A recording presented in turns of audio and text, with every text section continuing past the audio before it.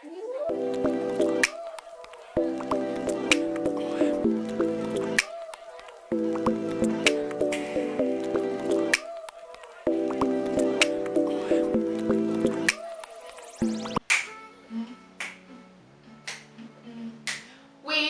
are going into some hay. What is up, guys? Welcome back. I hope you are doing good. You are looking beautiful. You are looking amazing. You're looking absolutely fabulous. I hope you guys enjoyed this video. We are making a cute summer dress. It might not be summer where you are, but it is going to summer where I am. And it's been a long, cold, grey, rainy quarantine for me. It's been bad, and now I'm just starting to see a little bit of sunlight. Okay, so I've been seeing these, I don't know, handmade type of gathered tops and dresses. You guys know kind of the gathered effect that kind of gives that little feeling.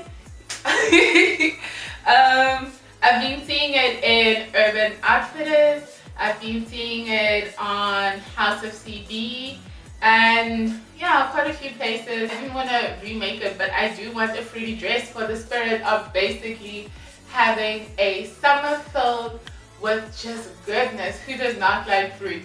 That whole fruit vibe, or the fruit trend that's coming in right now, is so good. Like, it's so delicious. It's so yes. So I found this absolutely cute fabric. It has little strawberries, bananas, watermelon, and pineapple on it, with like a little rainbow as well here and there. And it's pink. I don't usually wear pink, but I was like, this is so adorable. I need to make a dress. So I basically made one. And this is the top part of our dress. I did that whole handmade type of gathered effect here by the boobies. I made kind of the structure of a corset over here. I didn't put boning because I want to kind of just be comfortable and chilled. It's a cute little summer dress, and I want to wear it with like some sneakers or sandals. But if you guys do want to put some in, you can. You are more than welcome to. And then I put straps that kind of crisscross at the back as well. And then you can tie and adjust the front if you need, and put little beads as well as my little accessory. So yeah, you guys can have fun with this.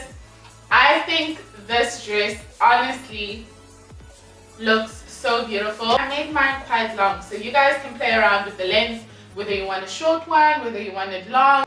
But this is my ultimate and dream summer dress. And I just know I'm gonna look so cute in this. I haven't worn it yet, but I have a feeling. So I hope you guys enjoyed this tutorial, and let's get to it. Let's have some fun. Let's have some sewing fun. Let's have some sewing fun. Let's have some sewing fun. Yeah. Okay guys, so basically I used the measurement for my radius, which is my nipple to my underboob, and mine turned out to be 7, but I had to make it bigger, so I times it by 1.5 and got 10. So now you have a circle with the radius of 10. You will have to measure yours to figure it out. However, it has to be way bigger so you are able to gather it in, and then choose the type of shape you want at the top. I made mine straight, so I cut my circle about 6 centimeters off the top. Now we are moving on. These are the pieces you should have, and you can either drape this on your mannequin to get the same type of style lines, or you can change up your style lines, or you can fit it onto yourself or an old top that fits really well. And then for my back, I also measured and basically just put dots in for shaping. I'm going to need my straps, and for my straps I cut them on bias, so a 45-degree angle on my fabric. For my skirt, I'm going to make a half circular skirt. So to figure out the radius, you are going to have to take your waist measurement divided by 6.28. And you will have that measurement for the waist, and you will draw it as the diagram I've shown there, and then you can pick any length that you want. The diagram is only showing a quarter of the skirt, so make sure that you figure out if you're going to cut it on fold or you're going to cut it times 2 and add your seam allowance. Now I am going to prep my pieces. So I'm going to fuse my outer layer pieces. I'm going to have a lining as well, but for structure and to make sure this dress sits really well, I'm going to fuse it, and I'm just going to use an iron to apply the heat really flat with no steam. Once all my pieces are fused, make sure you cut off any excess fabric that is sticking out and make sure your pieces are still crisp. Don't forget to add seam allowance on all of your pieces before you cut them out.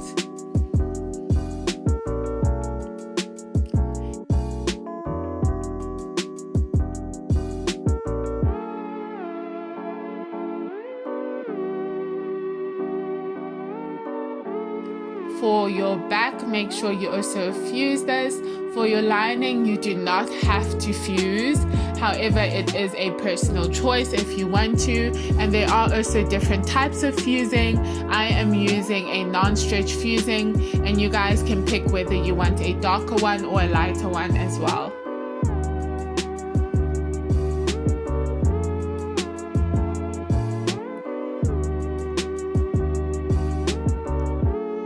I'm going to just draw in my dots so I know where I am going to sew with a fabric marker, and basically that's me placing my dot exactly in the middle. The dot basically just helps you shape your body, so if you feel like you have too much fabric at a certain spot, you are able to put a dot without having to cut out the pieces or add a seam. Join your pieces together. I am working with my front pieces now.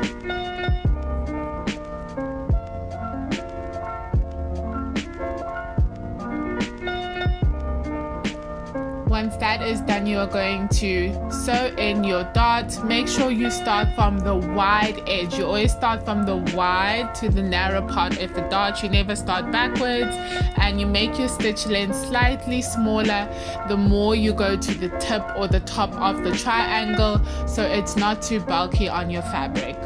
Once that's done, you are going to attach your back to your front, and we are going to leave the center back open because that is where we are going to put our zip. I'm making sure that I press all of my seams towards center back, and the ones that are in the middle will be open right round, and you are going to basically top stitch. And how you top stitch, I am doing a foot width away from the seam that I already have there. So you guys can see here exactly where I have put my top stitching, and you guys are able to put boning if you want because we have now created cages.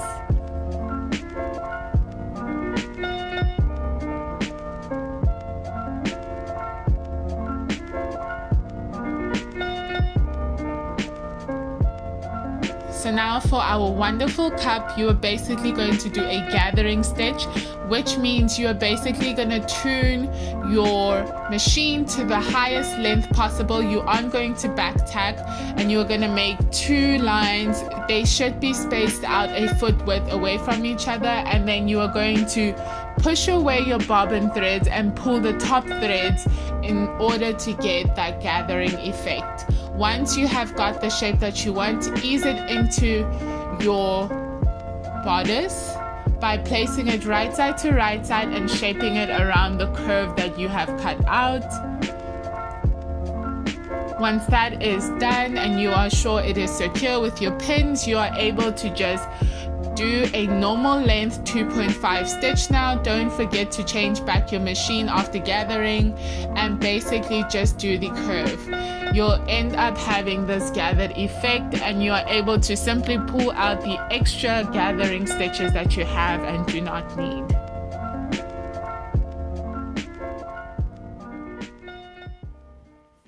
You are going to have to make a lining as well as your bodice one, but the lining you don't have to put fusing.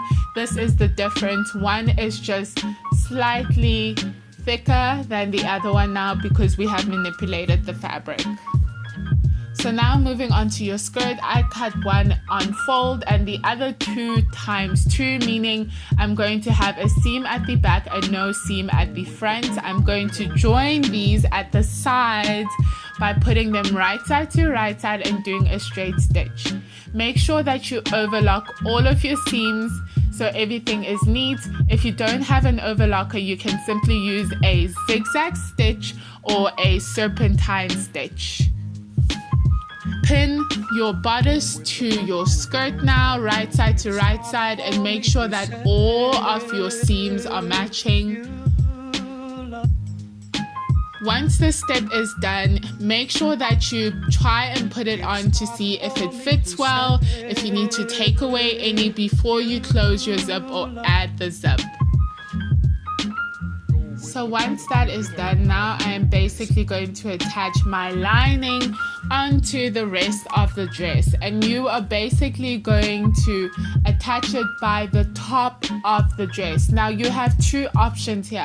You can one, stitch along and leave a gap for where your straps are going to be and then continue stitching, leave a gap, or you can basically just do a straight stitch and then untack it at the end when you want to put your straps in. I made the little gaps, so you will see where I put the gap. I placed my gaps at the beginning and the end of each cup at the top of my dress.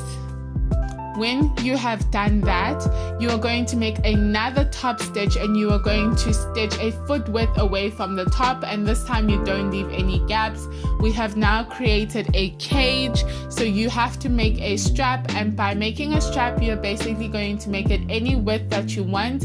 Fold it in half, right side to right side, stitch along the edge, and then turn it over with your loop turner or even using a safety pin, and then you are going to pull through your strap through the holes, so one from one hole to the other hole. Make sure that your straps are really long so you are able to adjust them and also get them right to your body without them being too short. I have pulled out mine in the front now, and I'm picking a length where I can make a cute little bow and it can hang, and the rest we will adjust later for the back of the dress. But this is how the gathering effect should look and how your ties should look.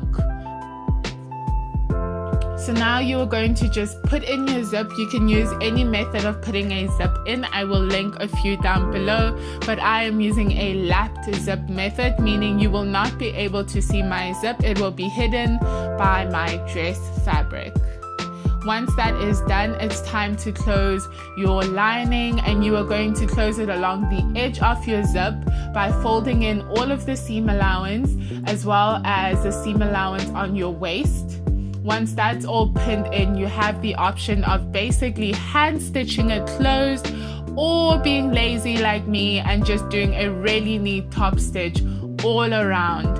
You could even stitch in a ditch, meaning the seam that is already there, you can make sure that you stitch right into it. However, I am not that neat.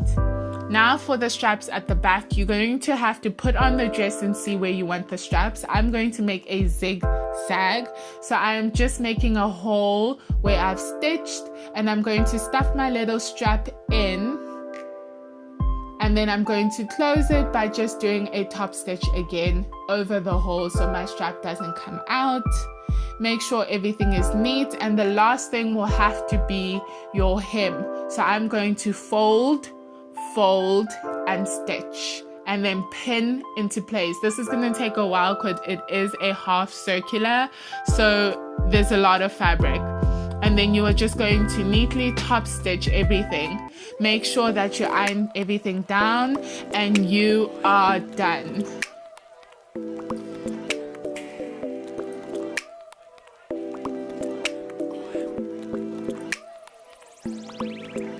And this is the final look.